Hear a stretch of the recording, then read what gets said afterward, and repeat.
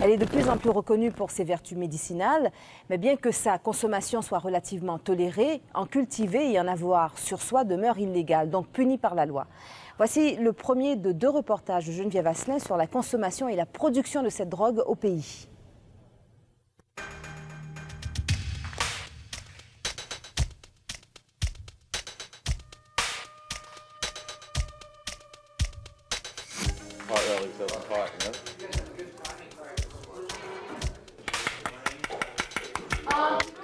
Ici, c'est facile de trouver de la marijuana. Des militants préparent une marche en faveur de la légalisation du cannabis. Et on s'arrange pour que tous les manifestants puissent y goûter.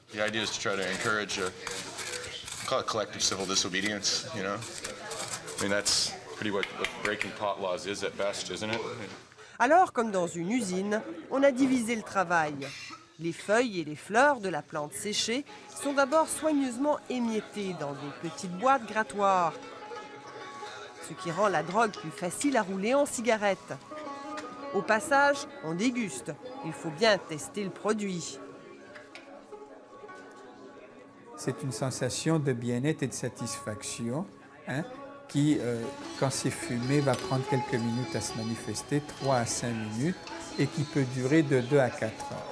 Okay? Ça, c'est la première phase de l'effet aigu de la consommation de cannabis, donc hashish ou marijuana, qui va être suivie par une deuxième phase qu'on appelle en anglais le coming down, qui va se caractériser par un état de torpeur, c'est-à-dire un ralentissement physique et psychologique, avec certaines modifications comme la modification une diminution de la concentration, de l'attention, du jugement, des réflexes psychomoteurs. Le cannabis, ce que ça va te donner, en tout cas par rapport à moi, comme feeling, ça me donne une adrénaline, mais en même temps, peut-être une petite paix où je suis capable de relaxer un peu. Des fois, par le travail, tu vas être stressé. Moi, ça va m'emmener dans un état peut-être d'âme où je peux prendre un petit peu plus de relaxation. Nous sommes à Montréal, dans le magasin d'Alain Berthiaume. Il fait partie de cette minorité de gens qui fument de la marijuana quotidiennement. Le goût, c'est très important. L'effet, c'est très, très, très important. Différents highs, une sensation différente. Un bon sativa, ça va t'emmener une adrénaline. Ça va te donner une énergie incroyable. Il y a des potes qui vont peut-être t'endormir, te rendre un petit peu amorphe. Tu es fatigué, tu as de la misère à te concentrer. Ou il y en a d'autres qui vont vraiment te stimuler. Et c'est un gros fumeur. Une dizaine de cigarettes par jour, des joints comme il dit. Et cela depuis 30 ans. Ce qui n'est vraiment pas bon pour ses poumons. Le problème majeur du cannabis se situe au niveau des effets respiratoires. Parce qu'on sait que dans le goudron de cannabis, il y a 50% plus de substances cancérigènes potentiellement que la cigarette ordinaire. De sorte qu'en théorie, une cigarette de marijuana équivaudrait à peu près à 4 à 10 cigarettes ordinaires au niveau des effets nocifs sur les poumons. Mais par rapport au tabac ou à un autre psychotrope familier, l'alcool, la marijuana crée moins d'accoutumance, peu importe sa force d'ailleurs. Entre 5 à 10% des consommateurs en sont dépendants. La dépendance physique et psychologique à la marijuana est considérée de faible à modérée, alors que pour le tabac, elle est d'élevée à très élevée. Et pour l'alcool, elle est très élevée. Comme avec l'alcool, la consommation de cannabis entraîne des pertes de mémoire pendant l'intoxication. Même les études à long terme chez des très gros consommateurs de cannabis démontrent que les effets ne sont pas irréversibles, contrairement aux effets irréversibles engendrés par la cocaïne, l'héroïne et d'autres psychotropes. La majorité des Canadiens qui consomment de la marijuana ne le font qu'occasionnellement. Au moins 1,5 million de Canadiens en fumeraient pour leur plaisir. Et ils seraient de plus en plus nombreux à le faire. Selon l'Institut de la statistique du Québec, 13,5% des Québécois ont consommé du cannabis en 1997. C'est 2 fois plus que 10 ans plus tôt. Les études montrent que la drogue est plus populaire chez les jeunes. Au Québec et en Ontario, la moitié des élèves du secondaire en aurait consommé au moins une fois dans l'année. Ailleurs dans le monde, la marijuana est inhalée sur tous les continents. C'est la drogue illégale la plus consommée. En Chine, on connaît ses propriétés euphorisantes et thérapeutiques depuis presque 3000 ans. Au XIXe siècle, un médecin britannique publié dans des revues prestigieuses vante ses vertus comme antidouleur et antispasmodique, ainsi que son efficacité dans les crises d'épilepsie. Ceci a conduit, par exemple aux États-Unis, à l'adoption du cannabis dans le dispensaire américain en 1854. C'est-à-dire c'était de vente libre dans les pharmacies à cette époque-là. Et évidemment, jusqu'aux années 1930-1940, il était répertorié dans beaucoup de pharmacopées mondiales. En même temps, l'Occident découvre que la marijuana et son dérivé, le hashish, sont aussi des drogues de plaisir. En Europe, comme en Amérique, des artistes y trouvent de l'inspiration. Des intellectuels comparent ses effets. La drogue se répand, devient de plus en plus populaire. Trop aux yeux des autorités qui commencent à sévir. On a propagé l'idée que c'était très dangereux pour la santé et que ça conduisait la population à commettre des crimes assez violents. Enfin, c'est une information qui n'était pas fondée scientifiquement, mais qui avait été propagée parce qu'il y avait eu la lutte déjà contre les problèmes de drogue à l'époque, qui se sont accentués par la suite. On parle d'autres drogues, là. D'autres drogues, les drogues plus dures, mais à l'époque, on ne faisait pas la différence entre drogue douce et drogue dure. Le cannabis se retrouve alors sur la liste des drogues interdites aux États-Unis, au Canada, puis dans la Convention internationale sur les stupéfiants. Et c'est encore aujourd'hui toujours un crime de le produire, de le trafiquer et de le posséder.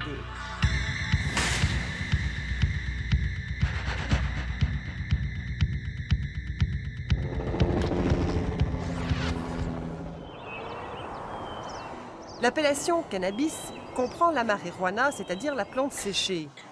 C'est aussi le hashish, soit la résine de la plante. Marijuana et hashish se fument, mais sont parfois mélangés à des aliments. Le cannabis inclut aussi l'huile de hashish. Le hashish et son huile sont généralement plus concentrés en THC, le tétrahydrocannabinol, l'ingrédient actif de la drogue. Mais la plante elle-même devient de plus en plus forte en THC parce que les producteurs raffinent leur technique. Là, ça dépend de la façon dont la marijuana a été cultivée. Ce qui est cultivé à l'extérieur, en champ, va donner souvent un taux de THC de 3, 4, peut-être 5 peut-être un peu plus, dépendant des conditions environnementales. Par contre, lorsqu'on parle de marijuana qui a été cultivée à l'intérieur, dans des conditions optimales, on parle d'une serre hydroponique avec des générateurs de dioxyde de carbone, un système de contrôle du pH, dans des conditions vraiment optimales. Là, c'est possible maintenant d'avoir des échantillons qui vont avoir un taux de THC de 12, 13, 14, 16 même 18. La culture de la marijuana est florissante au Canada, surtout en Colombie-Britannique, au Québec et en Ontario. Selon une étude commandée par la GRC, plus de 40% des cas rapportés l'ont été en Colombie-Britannique, près de 30% au Québec et 16% en Ontario. Au total, au moins 800 tonnes par année, pour une valeur d'au moins 12 milliards de dollars. En fait, on en produit tellement qu'on n'en importe presque plus et qu'on en exporte de plus en plus. Au Québec, la majorité des plants de marijuana sont cultivés à l'extérieur, comme dans les champs de maïs. Mais de plus en plus, on les fait pousser à l'intérieur, en serre organique dans la terre ou hydroponique dans l'eau. Et en Colombie-Britannique, c'est dans les maisons que les 3/4 des plants sont cultivés. Cela donne un produit plus fort en THC et surtout plus de marijuana. Dans un champ, on fait une seule récolte à l'automne, alors que la culture à l'intérieur est beaucoup plus productive. Parce qu'une production intérieure, on peut également produire 6 récoltes par année. On peut produire des récoltes à tous les 2 mois. Et maintenant, on a sophistiqué les endroits, c'est qu'on multiplie les salles. Donc, on peut produire à toutes les 2 semaines, si on veut, en faisant des étapes différentes. Donc, dans le même bâtisse, on fait des salles différentes où on se retrouve avec des plans, des étapes différentes. Incroyable. Ça permet d'alimenter le réseau de distribution plus continuellement. Et ce réseau, c'est le crime organisé qui le contrôle. Les bandes de motards surtout, mais de plus en plus le crime organisé asiatique. Des criminels qui ont des ressources et de l'imagination pour déjouer, entre autres, les outils de détection à l'infrarouge de la police. Ils trouvent le moyen de camoufler la chaleur que dégage leur système d'éclairage artificiel. Un cas qu'on a vu dans une province du centre, peut-être en Alberta, c'était une grange en campagne qui avait été construite par-dessus une autre grange. Il y avait comme un espace à l'intérieur, puis cet espace-là était climatisé à l'aide de systèmes de climatisation là, hautement sophistiqués. Alors, si vous prenez un hélicoptère au-dessus de cette grange-là, elle a l'air tout à fait à la même température que les autres. Mais ce que vous ne savez pas, c'est qu'il y a une deuxième grange à l'intérieur où la marijuana est cultivée à grande échelle. La marijuana produite au Canada approvisionne les marchés locaux et régionaux. Mais une partie croissante de la production, surtout celle de la Colombie-Britannique, est exportée vers les États-Unis, où le BC Bud et le Québec Gold peuvent prendre beaucoup de valeur.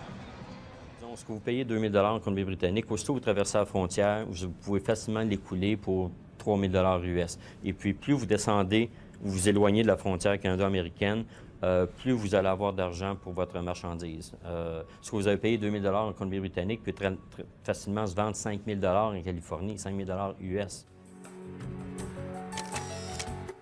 Si les réseaux de distribution et d'exportation sont aux mains du crime organisé, il y a aussi des Canadiens qui cultivent de la marijuana pour leur propre consommation. Les commerces de matériel hydroponique comme celui d'Alain Berthiaume se multiplient d'ailleurs. Nous, ce qu'on voit comme client, nous, c'est Monsieur Tout-le-Monde. Monsieur Tout-le-Monde qui habite avec sa famille même, puis qui a un petit espace dans son sous-sol, puis qui décide, parce qu'il consomme depuis 25 ans, qu'il est tanné d'acheter, de lui, là, à toutes les semaines, son once de potes à 250$, puis qu'il décide de s'en faire une petite pousse chez lui, pour lui-même. Et on trouve des graines de cannabis de plus en plus facilement, même si leur vente est illégale. En Colombie-Britannique, celui qu'on surnomme le prince du pot en vend toute une variété par Internet. Des ventes de 3 millions de dollars par année.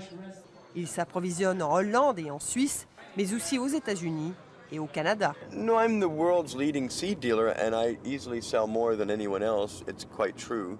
But that's because people trust me and my name is out there. You can corroborate everything about me and everyone knows that the money they give me gets sent back into the movement. So I make a very attractive person for them to send their money to. Quelqu'un qui en commande par Internet et qui se dit, il n'y a personne qui va le savoir, c'est livré chez moi, pardon, dans un emballage là, tout à fait anodin. Il se dit, bon, ben, je vais cultiver 5-6 plants. C'est que la disponibilité est là. C'est plus facile aujourd'hui que ça l'était il y a 10 ans de se procurer de la marijuana. Alors, si on se fie juste à cette réalité-là, on peut présumer qu'il y a plus de gens qu'auparavant qui vont décider de s'adonner à la culture là, pour leurs propres besoins ou à la rigueur les besoins de quelques amis. Tu as 48 ans, tu es obligé de, je sais pas moi, toujours avoir la crainte peut-être de te ramasser, peut-être à avoir à aller passer 48 heures en prison à cause que tu aimes peut-être un petit plaisir de la vie qui est illégal. Et puis c'est de fumer un joint. La majorité des gens dans la vie, ils prennent de l'alcool, ils fument du tabac, ils prennent du café. Ils ne se considèrent pas comme des drogués. Les drogués, ce sont les autres. Mais dans le fond, ce sont des drogués légaux.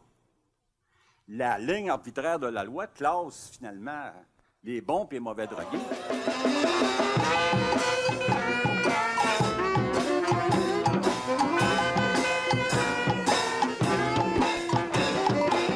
Mais d'où qu'elle provienne, la marijuana est illégale. Et ces fumeurs commettent un crime aux yeux de la loi, celui de possession. Mais ils savent bien que seule une infime minorité de consommateurs sont arrêtés. La loi ne réussit donc pas à décourager la consommation. Et la production, elle, augmente. La loi qui interdit la marijuana semble donc profiter au crime organisé. La politique prohibitionniste serait-elle un échec ?